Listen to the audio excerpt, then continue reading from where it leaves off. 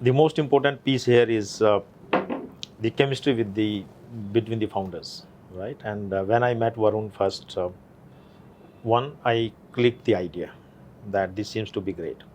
There are hardly few ideas where you can impact the life of a common man, Ordinary citizen in this ordinary country. citizen who is underserved.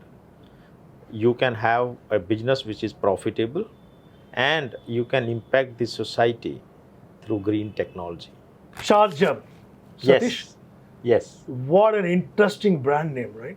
absolutely. We in fact greet ourselves as charged up. You don't say good morning, good afternoon. Yeah. We simply say Charge Up. Yes. I like the name of the brand, Charge Yeah. Up, right? Thank you. So when Charge Up was born, you must have gone through multiple levels of understanding, Yeah. ideas, working, especially when you're working with a partner, who happens to be a co-founder. Absolutely. And every entrepreneur journey, is always not so easy, right? It has got multiple entry barriers and difference of opinions. So Satish, as an individual, I worked with you as a colleague, right? And I know your management style, and I know we also did one kick-ass workshop, if you remember, right? That was one-day workshop. Yes. So it was very highly intensive one, but Yeah. inconclusive one because of various aspects. So all these anomalies, you are quite an experienced guy, and your co-founder is an entrepreneur by DNA. So how did you ensure that there is no mismatch? I'm more interested to know about the aspect of your entrepreneurial spirit, Sure. which propelled into a business idea, and you've been successfully running it for the past 5 years. Great. I think the most important piece here is the chemistry between the founders, right? And when I met Varun first, I clicked the idea that this seems to be great. There are hardly few ideas where you can impact the life of a common man, Ordinary citizen in this ordinary country. citizen who is underserved. You can have a business which is profitable, and you can impact the society through green technology.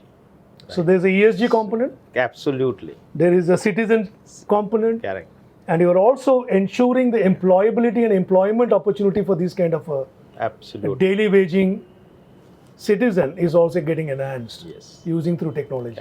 Great. So that was the kick, right? For me to think of moving from, let's say, a company like Meta, which can be a dream job for many. Which is a social media This platform. is a social media platform, global brand, right? It can't be anything better than that. And then if you have to really put your skin in the game, that was the starting point. That are you ready to take the plunge, right? That's where you put skin in the game. Varun was already into this. He comes with a great green tech background. He has worked on the solar ventures and now in this. So that was starting point. Second, in terms of complementing each other, I think that was equally interesting, Ravi. Varun understands the language of money. I understand the language of technology. So when you combine money and technology together, and that's what we created, which we call it fine tech. Which is called profitable. Absolutely. Profitable partnership. Right? Which is a win-win partnership for both of us. So that is how we started. Anomalies are part of life. I'm not even counting those. There will be days when we will question each other, is this right thing to do? And that's precisely healthy thing to do. In fact, we go on whiteboard so many times. So one was skin in the game and believe in the idea. Absolutely. Number two, make sure that yes, you will have stress points. You will have acceptance issues, because sometimes when the new idea comes up, people don't accept it. Which is something today's youngsters need to learn from experience. Absolutely. I think how many people really even understand that a product goes through an evolution, right? First time maybe when social media came, how many people accepted it? When smartphone, we have gone through that industry, right? When smartphone came, people said, who will buy a smartphone of this expensive smartphone? I'm okay with that brick, right? But today, almost it's difficult to find a brick. Right? Difficult to find a feature phone. Everybody carries a smartphone. Right? Same thing happened with TV industry, right?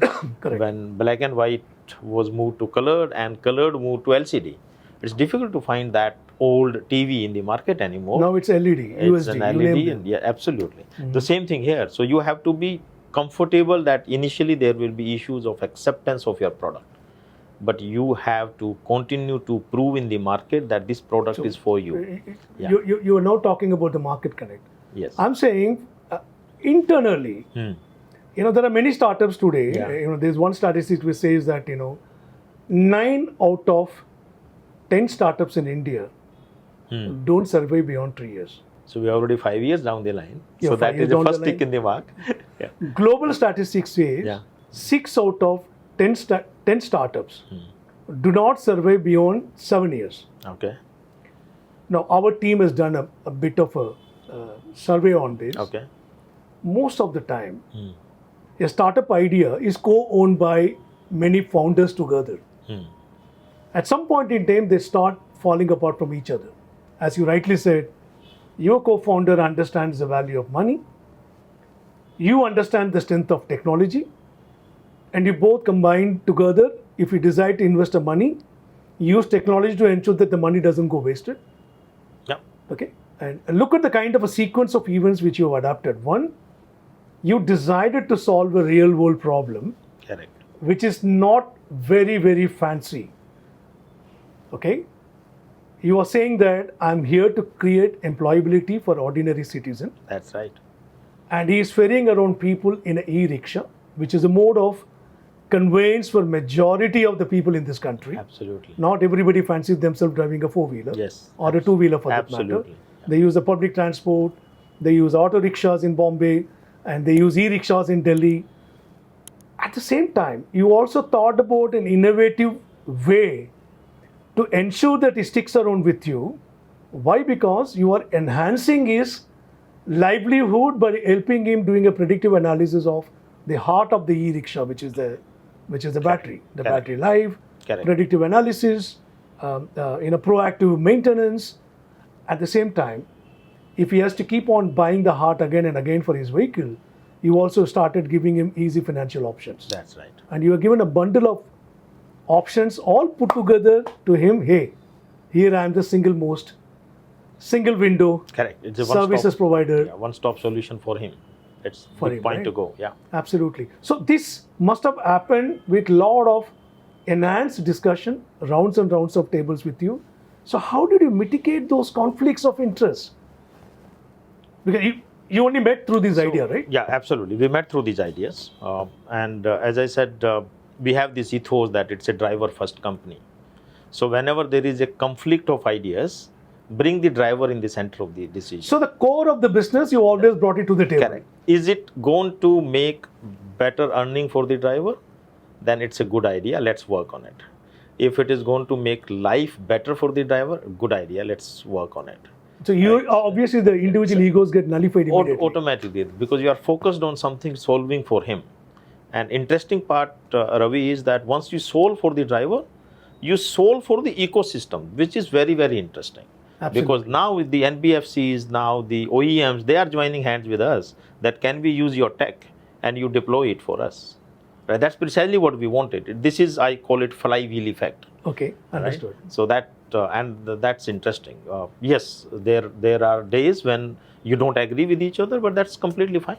So every time you were in a crossroad, you as a co-founder and a partner, you had a discussion which is in and around the core of the business value. That's right. Very interesting. That's now right. Coming to the point of when you attempted to raise funds, what were the barriers you faced? Battery as a service initially was not a very well-known concept. It's like if you talk about Airbnb as a concept 20 years back, perhaps people won't even adjust to that idea for some time, right? Okay. So that was the first thing, that is the acceptance of the idea itself, right? Second, obviously, was how big is the market, right? And for us, fortunately, the market is so big.